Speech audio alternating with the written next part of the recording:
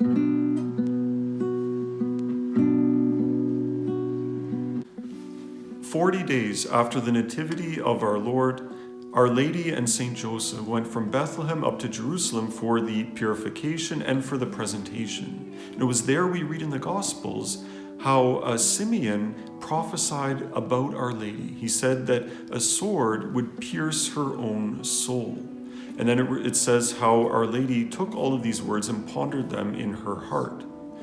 How would a sword pierce Our Lady's soul? What does that mean? One of the things we know is that for a mom, that whenever her child, anything happens to her child, she experiences it in an amazing way, only as a mom can with her child. So if her child's doing well and succeeding and getting promotions and accomplishments, all of these things, the mom rejoices. She has a deep internal joy.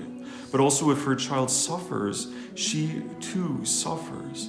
Cardinal Robert Serra, one of the points that he made that I read recently was how the suffering of a mom, of a great mom, can actually exceed the suffering of a child. You think of a little child who doesn't understand what's going on and is suffering or is sick in some kind of way. Quite often, if it's a good mom, the mom suffers even more than the child does.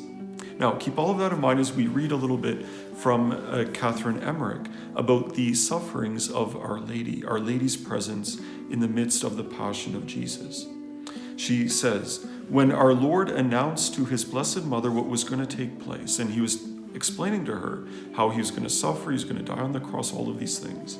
When he explained that to her, what was going to take place, she besought him in the most touching terms to let her die with him. This is one of the most amazing things many times in this book, as Catherine Emmerich records what she saw in this movie-like vision that she had of the Passion of Jesus. Many times, Our Lady asked our Lord to let her die with him, that she wanted to be with him, right? And she suffered so much watching him suffer, that if he was going to die, as a good mom, she wanted to die with him. She didn't want him to be alone, and she wanted to be right there with him always. In addition to that, listen more as she goes on. Speaking about Our Lady, she did not weep much, but her grief was indescribable, and there was something almost awful in her look of deep recollection. For Our Lady, the Passion of Jesus is also the Passion of Mary. Mary is totally united with her Son, and she suffers through everything spiritually, so united to Christ. Another thing that Catherine Emmerich points out many times is this image of Our Lady fainting, of Our Lady kind of just being overwhelmed by the anxiety, the agony, by just the torture, the horror, the awfulness of all that was happening to her Son.